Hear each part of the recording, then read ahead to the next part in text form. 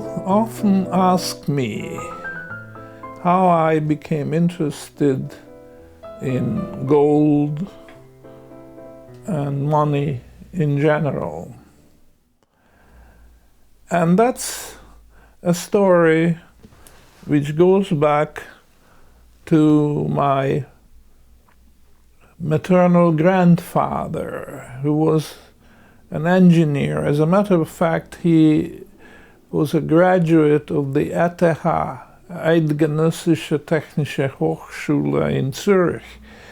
He graduated in 1862. And I never knew him. He died 3 years before I was born. But everybody says that I inherited a lot of characteristics from him.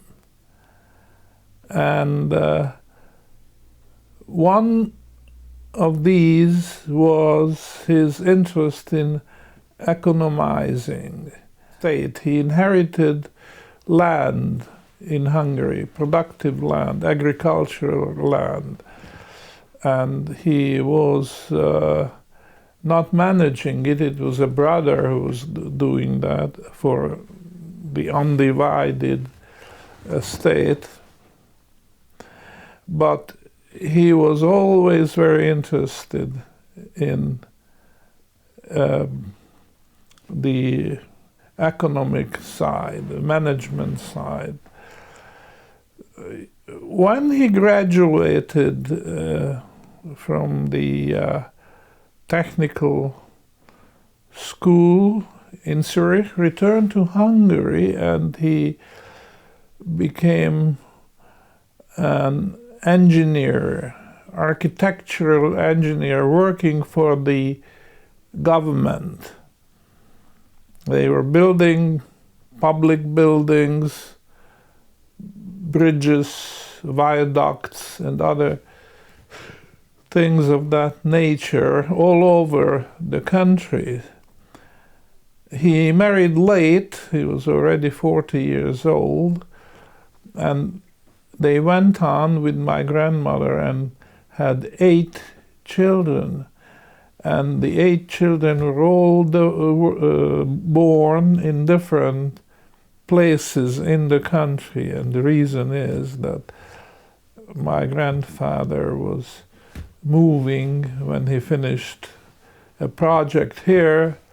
He had to start another project somewhere else. So he was quite wealthy, not exorbitantly wealthy, but he was well-to-do, and he kept control of his wealth. He did not let the children, when they grew up, to take over and start their own project and own management. So the war came in 1914, and one of the sons, who had the same name as I, was given after him. He was a cadet at one of the military schools, training to be a professional army officer. And they organized the Air Force, which was something new, never had been applied or employed in previous wars. And he volunteered. He was only 17 years old. He volunteered and trained to be an airman, a reconnaissance airman. And when he started his service on the front, he was flying reconnaissance missions over Italy. And this son, Antal, they were prematurely graduated from the school and went through this training for the new Air Force. And my uncle was barely 17 years old when the plane he was flying, mind you, we are in 1915, those airplanes were very primitive. I know, for instance, that the propeller was made of wood, and there were canvases covering the wings, and it was just something very primitive by our standards. And infantry fire got him, and the plane was forced to land. My uncle, 17 years old, was wounded and of course captured when they landed by the Italians, and they put him in prisoner camp. And although the wound may not have been too serious in itself, but the very primitive field facilities, field hospitals, the wound got infected and he died. He died in the line of duty. So my grandfather's family gave this ultimate sacrifice for the country, the life of a very gifted, I was told that my uncle was very gifted. He was drawing beautifully and so on. Well, that was a very great sacrifice, but it wasn't all, because the government forced people to put their savings into war bonds. And my grandfather was very liquid because the estate had to be sold before the war, because the brother, my grandfather's brother who managed the estate, died, and my grandfather didn't trust hired directors to manage the estate, so they decided to sell. Very poor timing, by the way, just before the war, and so they were liquid in the sense that they had cash, and the cash was put into savings banks. And to show the economy mindedness of my grandfather, he had, I think, several, maybe up to 5 savings banks, and he was meticulously checking the balance sheets and so on, and if he didn't like what he saw, he moved his funds from one to another savings banks. Now, the war started, the government ordered everybody who had money in savings banks to put the money into war bonds, and there's no choice. My grandfather had to do that, and they went through the war, and at the end of the war, guess what? The war bonds were worth 0.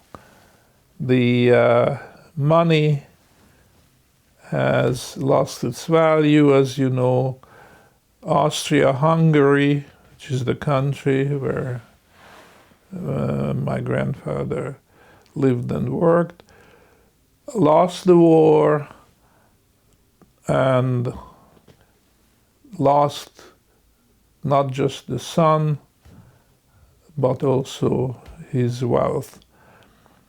And by that time he was over 80 years old, and he periodically went from savings banks to check how his accounts were. But the accounts, of course, didn't exist anymore because the money disappeared. And in one of these savings banks, the bank officer used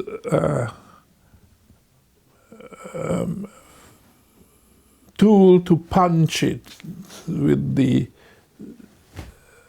message invalid. Of course, the old man didn't understand what was going on. So from then on, every time he visited one of the branch offices of these savings banks, somebody had to go ahead and warn the people, please be kind to this old man. He doesn't understand what's going on. So pretend, please, that the account still exists. Don't punch his savings book, passbook. He won't understand. So please, and this is what happened, actually, I was told. Well, that's what happened. There were a few gold coins which my grandfather had, but that was a drop in the ocean in comparison to the wealth he had, which he lost. Now, I didn't know him, as I said, but the interesting thing, which I never understood properly and I could never explain, but my father and my mother went into World War II having had this experience for their own parents. They didn't have any gold coin either, or just one, I remember, a 10-crown piece. So with this kind of background, you might understand that I, as a young boy of age 11 during World War II, I was watching what was happening, and we could see the money losing its value from day to day. And those who had gold coins, they could save their wealth. And those who didn't lost everything. So these were my early impressions. And that certainly motivated me to think about it. And how is it that paper money can lose its value just like that? And in the generation of my parents, it happened twice, once in 1922-23 and again in 1946-47. And this is the story. This is the background.